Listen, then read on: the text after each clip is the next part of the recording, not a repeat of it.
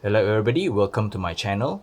So it's the same watch again, but what I'm gonna do in this video is to mod this watch so that it comes sort of like full metal G-Shock.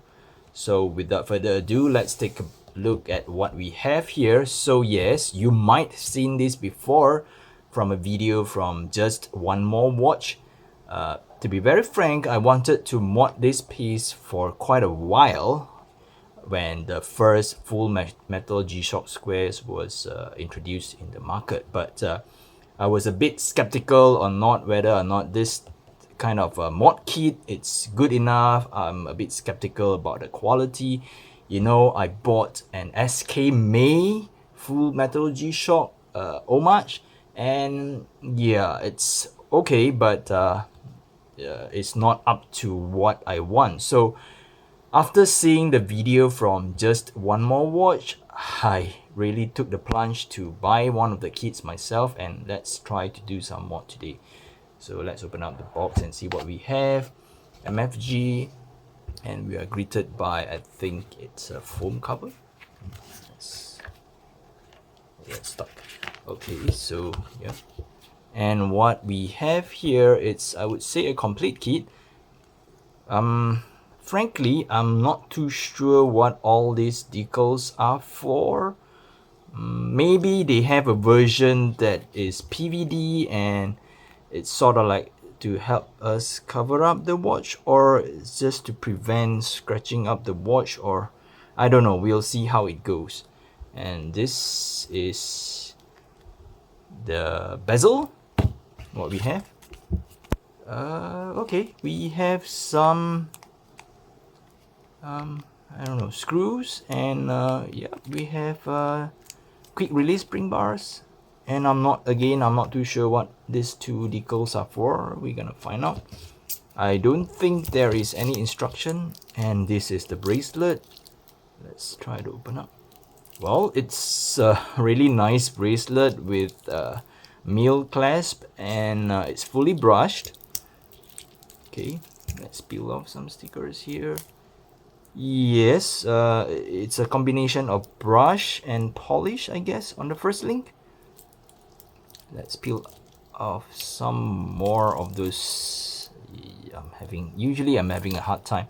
So from what I can see, it's a combination of brush and polish finishing on the bracelet. We will take a closer look when we attach this to the watch. Okay. Alright, let's remove some wrapping.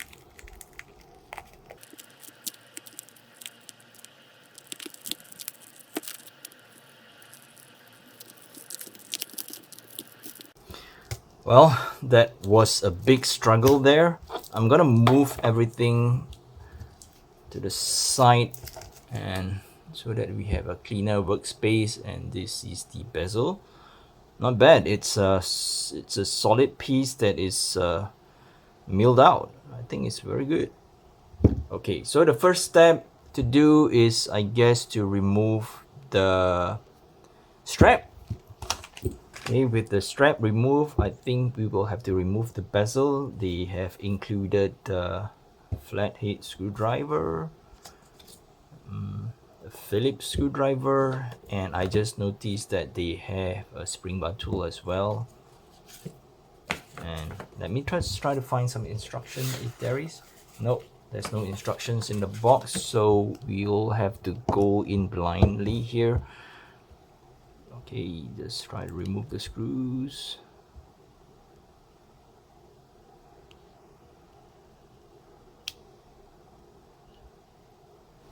Well, I gotta tell you, the screwdriver is not that good. I'm really struggling to remove the screws from the watch case, so I will try to use my own screwdriver here. Much easier. So I'm just gonna keep the screw aside and see how it goes. I think we will have to try to pry this one out. I think we have to pull it over the pusher. Okay, so this is what we have. It's a naked G-Shock square, but it still looks good. And let's see if they sent me the right version, because they have a few versions for different types of G-Shock squares, because there are several versions.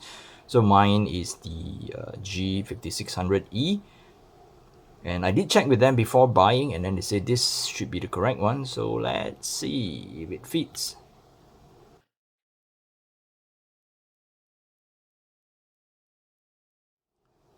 I'm just trying to check if the screw holes are lined up correctly, but from what I can see, they are a little bit off.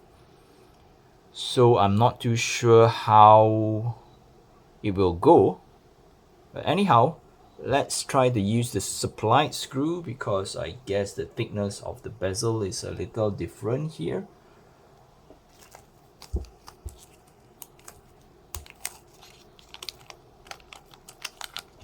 Let's pour out all the screws. Well, there is no extra screws. They just give you just enough to fit in this. So if you lose it, let me just check if they are of the same size. So I put it on here.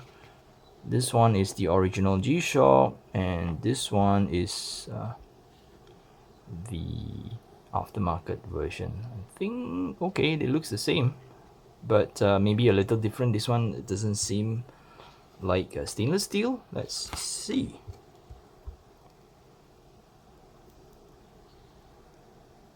Oh, what do you know?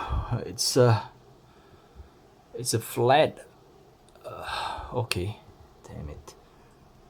See, this one, the original one, is a Phillips, and I'm not sure why in the world they changed the screw head to a flat, a minus screw. No wonder they gave me two screwdrivers. So yeah, just have to change the tip of my screwdriver here. I think it's the, hopefully I'm picking the correct size. Let me just check. Yeah, I think it's correct. Okay. I don't know why they do that.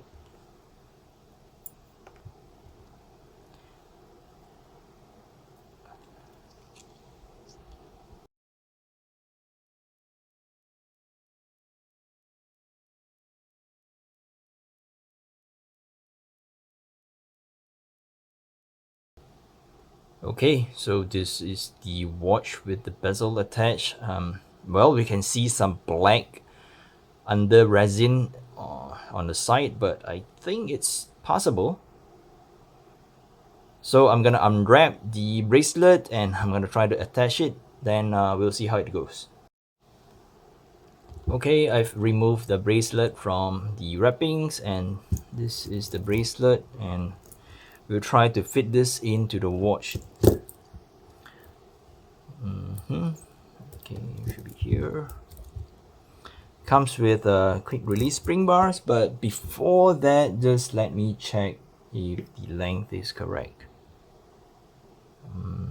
Okay, seems shorter, but I don't know why.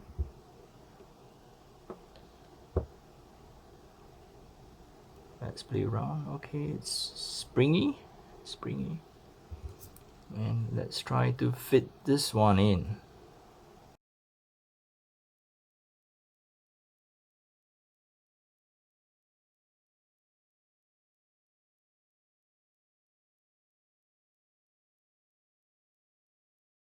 Okay, the bracelet is attached.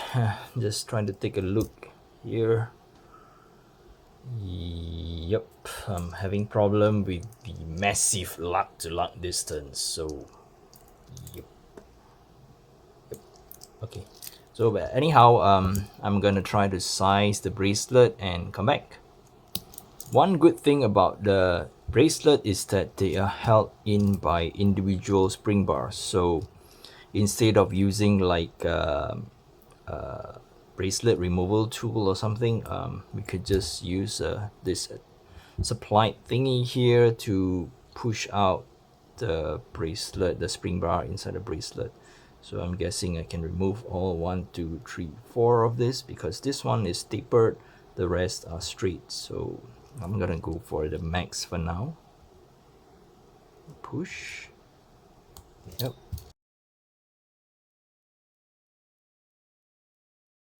Alright, I've removed 4 links from each side, and now is the moment of truth. I'm having a bad feeling that this won't fit my wrist, but let's see. Okay, yep, it's really bad situation here, because as you can see, the watch overhangs massively when it's on a metal bracelet. I think it has the same problem as the SKMA. I'm just gonna try to bring in the SKMA here.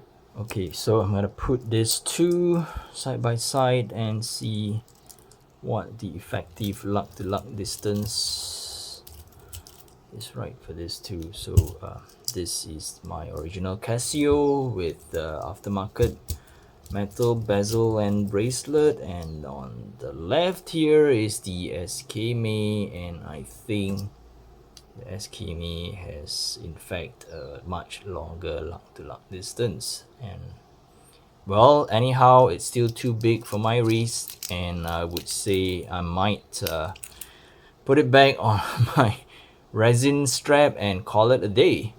Alright, it's now back on the original resin band, and what we have here is what we call the half metal G-Shock, and I think this one will fit my wrist a lot better because I have a small 6-inch wrist. So I don't think I can pull off the full metal bezel or full metal G-Shock here, so I'm gonna stick with this combination, and I think it's okay. Yep, the overhang is manageable and it still looks nice and it's quite comfortable, and this is how I would rock this for now. But I'm not sure how much this shiny thing is gonna last, and if it's really beat up, I will just go back to my original beloved bezel. Let me just find it. Yep, this piece. So I'm gonna be taking good care of this and keeping it in a very nice and secure place with all the screws and everything. So in one day, if this one is beat up, I will just change back to my original G-Shock bezel. Okay, I guess that's it for this video. I do apologize if my video seems a little unplanned or a bit chaotic. I do apologize because I was walking into this blindly, and I just try to figure my way about doing this and filming this all together. Alright, that's it. Thanks for watching. Bye bye.